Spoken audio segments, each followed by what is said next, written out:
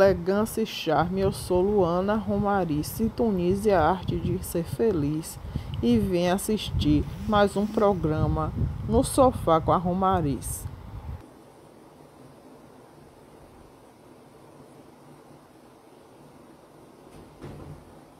Vamos aceitar aqui. Ele.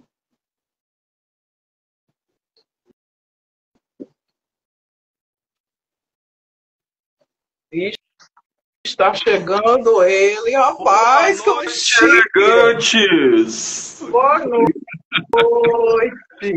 Olha que chique ele, gente. Diferente, né? Pode ser igual às outras. Aqui eu tô falando que é a elegante, tem que fazer um pouco diferente. Adorei. Boa noite, ouvintes da Rádio Empreendedora, ouvintes e seguidoras da Luana, diretamente aqui de São Paulo, conversando com vocês aí de Salvador, uma alegria imensa. Isso, gente, chegou ele, quem é ele? Walter Rufino, ele é um especialista em educação financeira, no Instagram dele está escrito para preguiçosos. E ele também é diretor e fundador da Rádio Empreendedora. Olha a responsabilidade, o nosso convidado.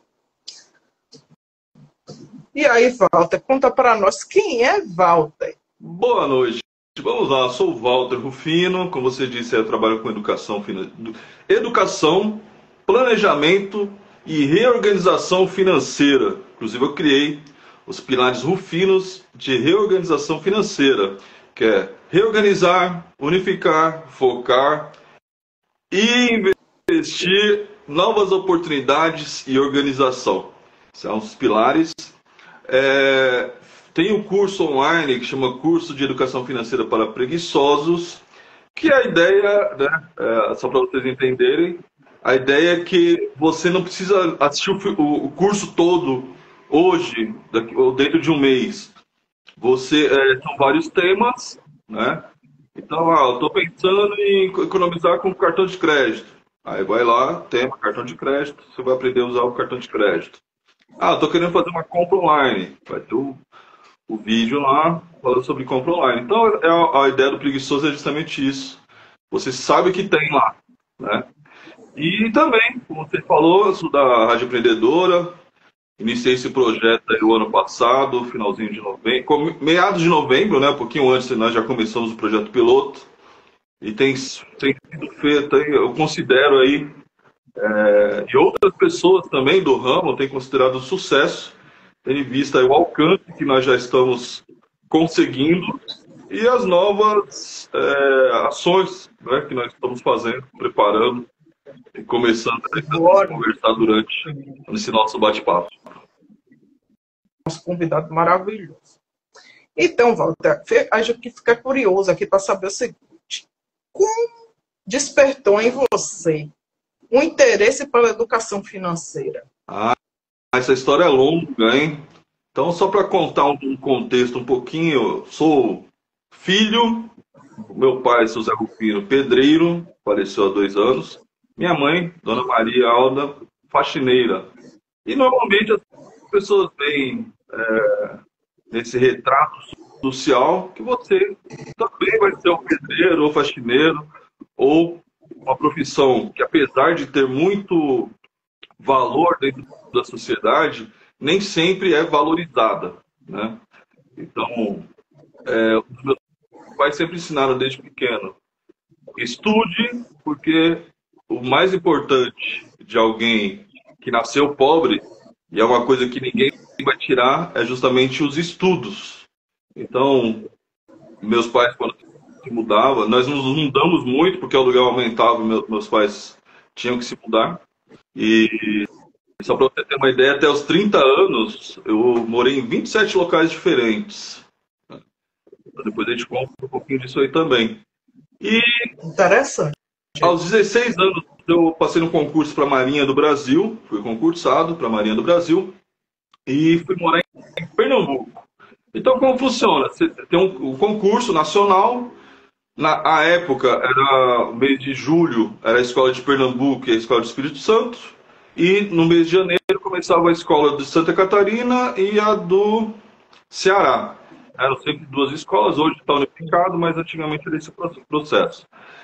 E depois quando você começava esse curso, você fazia essa formação, primeira formação, depois um ano, né, de formação, morei em Recife, lá em Olinda, na idade de Olinda, Escola de Aprendiz de Marinha de Pernambuco.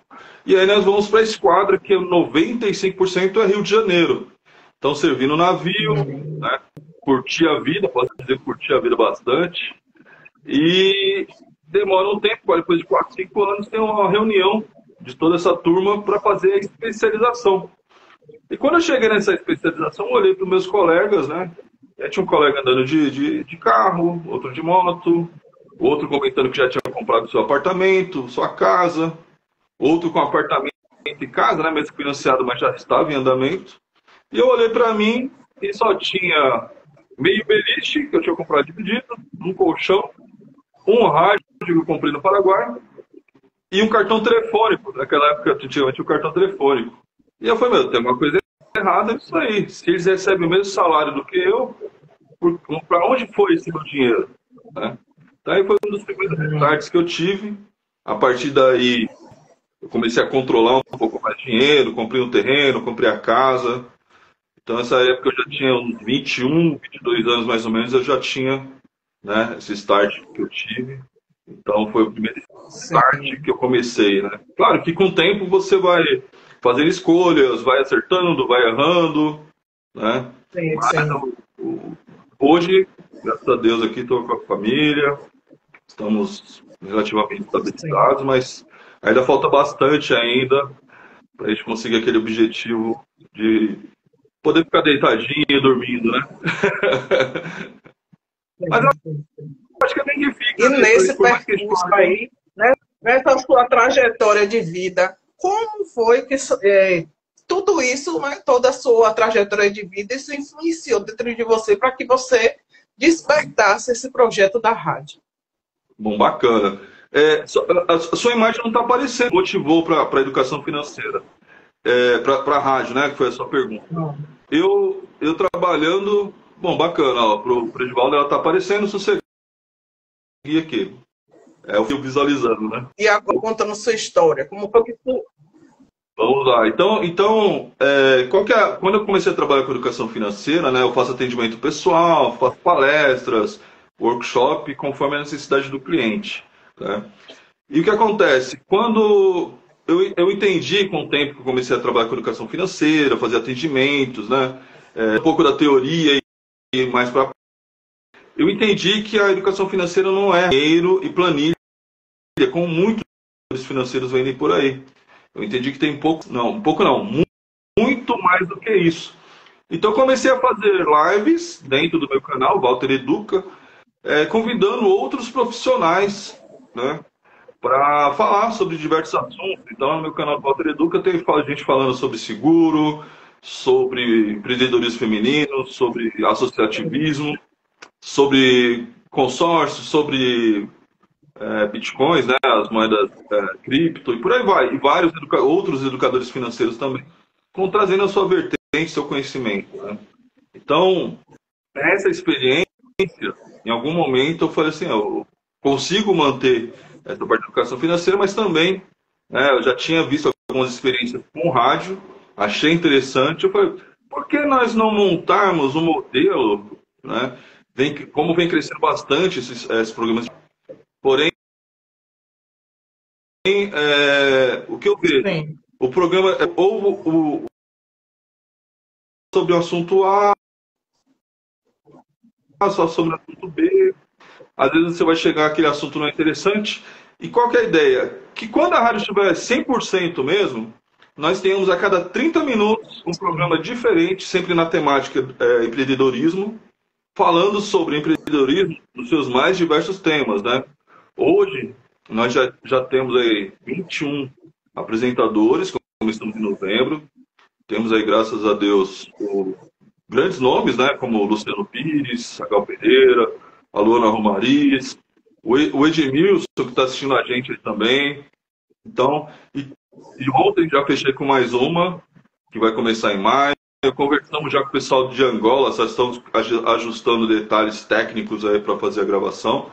Então, tá vindo um projeto bacana e que é diferente de ser só um podcast, né? A ideia é que qualquer hora que você entre na rádio tem um programa falando sobre um assunto que vai compartilhar um conhecimento importante para você que é empresário, empreendedor, e você pode dar insights que vai mudar realmente o seu negócio, o seu serviço. Duas pessoas de outros países já me procuraram para serem apresentadores. Sim, um do Uruguai, outro do Paraguai. Tá chegando gente, sim. Eu conversei ontem, ele falou muito interessante. Bacana. Eu conversei ontem, ele falou que tá com com essa vivência. Sim, sim. E com essa vivência sua toda, isso que você observou em você, né? Essa questão que você observou em você de não saber lidar direito com suas finanças, é algo que é muito comum aqui no nosso país, né, entre os brasileiros. E o que é que você acha que pode ser feito para melhorar, para corrigir, para ajudar as pessoas? Então, a educação financeira eu defendo que tenha na sala de aula, né? Nós já temos aí, oficialmente, pelo BNCC, né, que é que estabelece os currículos nas escolas, o tema, né, não é a disciplina, é o tema educação financeira, que é, pelas regras, colocado dentro da disciplina de matemática. E aí nós temos um problema na escola, assim, é bom, porque em algum momento aí, a próxima geração, daqui 10, 15 anos, já vai ter um grupo de jovens mais conscientes e que, se Deus quiser, vai conseguir influenciar também as pessoas com mais idades. Porém, a gente tem que pensar que o professor de matemática, a professora de matemática, ela está, podemos assim, ela está compartilhando aquele conhecimento, um conhecimento técnico. Muitas vezes o professor de matemática, ela está tão endividada ou não sabe fazer as escolhas necessárias que... Olha lá. Eu concordo com você plenamente. Quando eu era uma pequena jovem estudante, né, que ainda estudo pra caramba, vamos estudar, sou pessoa suspeita, o que me deixava assim, grilada ou instigada, né, que eu queria que tivesse nessas matérias de exato, algo assim mais prático. Que eu ficava perguntando, sim, professor, eu vou usar essa fórmula onde? Me diga aí na prática, onde eu vou usar isso aqui? Eu queria coisas. Eu deixava meus professores um pouco loucos.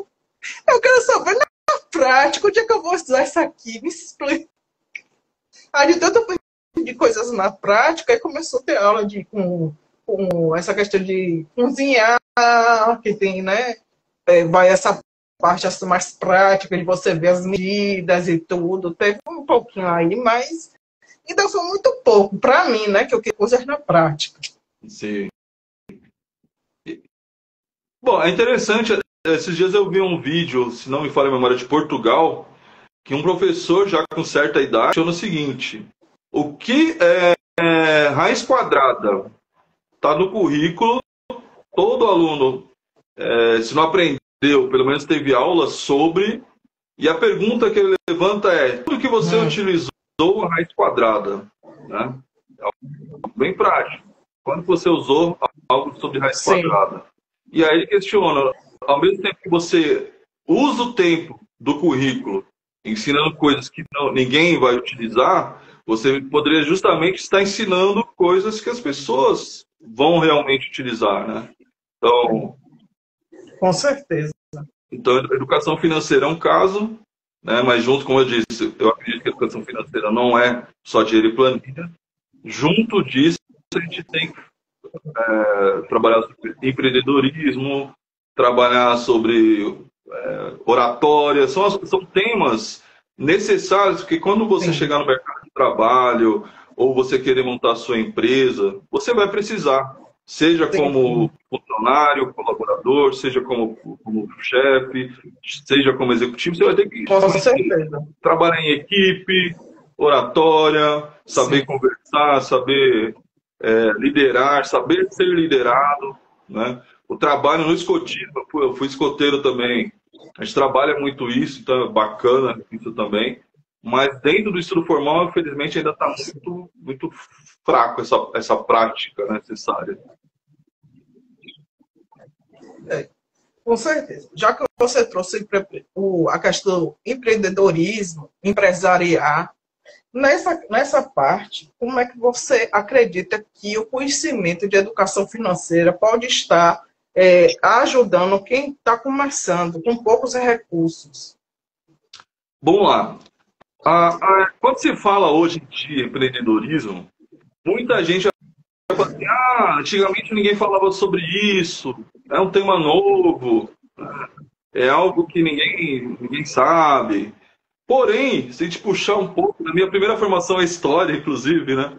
Se a gente puxar um pouco aí para os anos Ai, 80, anos 90, nós já tínhamos, por exemplo, na Globo tinha um programa, não sei se existe ainda hoje, chama Pequenas Empresas, Grandes Negócios. tem, eu acho que ainda tem, eu acho que ainda tem, eu acho que ainda tem. Eu Então, assistia muito. todos os domingos passava lá ensinando como montar um negócio, como entender a questão de capital de giro. É um curso, tá lá, todo domingo, ao vivo, um monte de gente assistiu, Tem. tá lá. O Sebrae, que inclusive era o que patrocinava esse programa, existe até hoje, tem programas sensacionais, tem cursos online gratuitos, está disponível. Só que Maravilha. aí entra numa questão seguinte: Maravilha. a maioria da população que começa a empreender, ela não começa, estou falando da maioria, isso aí é caso Sim, prático sim. que nós temos aí em reuniões. Quando você começa a empreender, a grande maioria no Brasil, ela não empreende porque, meu sonho é ser empreendedor. Ela começa a empreender justamente porque está Não. com a necessidade, está caiu, trabalhou 20 anos na empresa, Exato. ficou desempregado. O casal, normalmente, Exatamente. a mulher, tem muitos casos que eu acompanho, que o casal se separa, a mulher, quando casou, juntou, fez a união, ela deixou todos os estudos dela, deixou trabalho para cuidar da família, aí chega no Sim. momento do casamento, eles terminam, o marido tem a profissão, normalmente, né, já está seguindo, e a mulher fica ali, tendo que reaprender tudo, né? Então, ela vai tentar buscar aquele mínimo conhecimento, vai vender perfumes, Sim. né? Que eu acho que é mais prático, você não precisa de investimento. E aí, quando isso engaja, né? Quando aumenta, eles não têm aqueles conhecimentos básicos que deveriam ter adquirido antes de abrir o negócio. Então, por exemplo, separar as finanças da empresa das finanças pessoais é um dos grandes causadores de fechamento de empresas, porque a pessoa vai tirando e acha que faz parte do bolso dela e não é, né? O outro é falta de Sim. conhecimento da legislação. Então, às vezes, você puxa um quebra-galho, eu tenho muitos casos. Contrata um primo, contrata alguém da igreja, e aí daqui a pouco essa pessoa não quer mais trabalhar, arruma confusão, você não quer demitir porque você é colega, é conhecido, é seu amigo, é seu irmão, e aí acaba surgindo prejuízo, e depois ele ainda entra na justiça contra você e aí tem mais prejuízo. Então são questões que se você, teoricamente, você tivesse preparado antes de abrir o negócio, com certeza minimizaria essa dificuldade. Sim, sim. Vou até confessar uma coisa, né? Não sei se todos sabem. Eu comecei a empreender, né? Realmente, literalmente, na prática mesmo, em 2000 e um pouco antes da pandemia. Eu comecei a empreender, eu vou trabalhar com bolos e doces. Eu participei de aceleração de negócios e tudo, foi muito bacana. Só que o que aconteceu, o meu, vamos dizer, investidor maior, vamos dizer, o meu sócio majoritário, era assim, o meu avô. Né? E aí precisou acontecer, algumas situações aconteceram com a minha avó, né? Piora do quadro clínico dela. E, infelizmente, não seria mais possível, né? Então, aí eu tive que encerrar as atividades por conta disso. Mas, realmente, isso que você está trazendo é muito importante, a pessoa buscar conhecimento, porque foi através de busca de conhecimento que eu encontrei aceleração de negócios, e assim, tem vários cursos no Sebrae maravilhosos, e muitas vezes gratuitos, e que você pode encontrar procurando aí realmente no Google, você coloca lá Sebrae, tem o Sebrae em cada cidade, em cada município, se eu não estou enganado, aqui do nosso Brasil, que pode estar dando toda a orientação. Inclusive, eu, quando abri o meu MEI, eu fui para uma palestra do Sebrae, tudo direitinho, eles explicaram, eu fui para o Sebrae físico mesmo, não abri na internet, eu fui para o Sebrae físico, assisti uma palestra, fui bem esclarecida de tudo, tiraram todas as minhas dúvidas, procurar as melhores, tem um grupo de, acho que é habilidades, ou atividades que você pode exercer usando aquele e-mail. Então, eles procuraram atividades correlatas com o que eu queria fazer. Foi muito bacana. Muito bacana. Só que às vezes você sozinha, você não teria conseguido, né? Sim, sim. Eu estou até para ver se existe a possibilidade de ir presencial novamente para poder dar uma atualizada, né? Já que eu não estou mais no ramo da confeitaria. Né? Tem comentário aí no chat, hein? Não sei se você está vendo. Gente, eu não estou conseguindo ver os comentários, peço desculpa, porque tá com vários avisos aqui do Instagram e eu estou tentando fechar e não fecha. Eu estou com medo de dar problema na live, então deixando eles quietinhos aí. Então volta, se volta quiser. Tem um comentário aqui do Ed, né, do Edivaldo, que diz o seguinte, quando eu falei da questão da educação financeira, né, ele colocou aqui, ó, diz tudo, a educação financeira ela é tanto para quem compra ou para quem empreende, né? E muitas vezes a gente não tem essa noção, né? Então é importante. Inclusive, quando se fala, ele comentou aí da compra, ele colocou também, tome água, marinheiro, né? É uma figurinha que eu sempre mando para as pessoas, tome água. Sim. Os jovens, quando se fala em dívida, né? Por que a pessoa fica endividada? O que acontece? Essa pessoa conseguiu um emprego, CLT ali, jovem aprendiz, seja estagiário, ou primeiro emprego mesmo, muitas vezes já começa no emprego. E a primeira coisa que acontece é algum banco chegar, entregar para ele um cartão bonito, normalmente colorido, né? Laranja, vermelho, são cores roxo, né? São cores fortes, assim, que te dá poder. Imagina um menino de 16, 18 anos com um cartão desse, fala, nossa, eu tenho poder. E aí, junto com isso, dá uma conta, e dentro da conta tem lá um cheque especial. E não são raros os casos, por total falta de educação financeira, falta de orientação. Às vezes a família acredita que a pessoa já sabe, aprendeu, né? E não dá essa orientação. Então a pessoa, o que acontece? Ela tem que trabalhar 30 dias para depois receber o salário, só que ela recebe um cartão antes. E lá está falando assim, você tem, o banco tal te deu R$ 500. E ele fala, o banco deu é meu. E ele usa esse cheque especial. Só que aí o que acontece? Ele não sabe que ele tem que pagar depois. E aí o pagamento vem, esse valor é descontado, e aí começa a dívida. Ele gastou mais do que ganhou, entrou no cheque especial, vai começar aquela bola de neve, e infelizmente jovens de 25, 26 anos, com dívidas insustentáveis. Né? Complicado. E uma outra coisa, Walter, que também está muito atual, muito em voga, né? Com o advento da IA, na internet em geral, e às vezes não é só na internet, às vezes chega no nosso próprio aparelho, mensagens ofertando empréstimos, ofertando cartão, ofertando um monte de coisas que muitas vezes a gente nem se cadastrou ali. Então, é bom que você possa dar uma ressalva, um alerta sobre isso. Como é que a pessoa consegue perceber o que é um golpe, né? Por exemplo, algumas redes sociais, não, aqui não é o caso do Instagram e do Facebook, mas outras redes sociais. Tem uns vídeos da pessoa dizendo, eu estou ganhando tanto, vendendo não sei o quê. Aí tem um link embaixo, muitas vezes, compre aqui, aí você clica lá, às vezes é golpe. Não é uma coisa séria. Não, inclusive aqui no Instagram, tá? Inclusive, numa das postagens que eu fiz lá no meu canal no Instagram, eu lembro que quando começou essa onda do azeite subir, né, meados do ano passado para cá, os caras, o pessoal, nós fizeram uma propaganda, tá, impulsionada, então não foi de graça, é uma postagem paga, e aí o Instagram aceita, porque pagou, tá aceitando.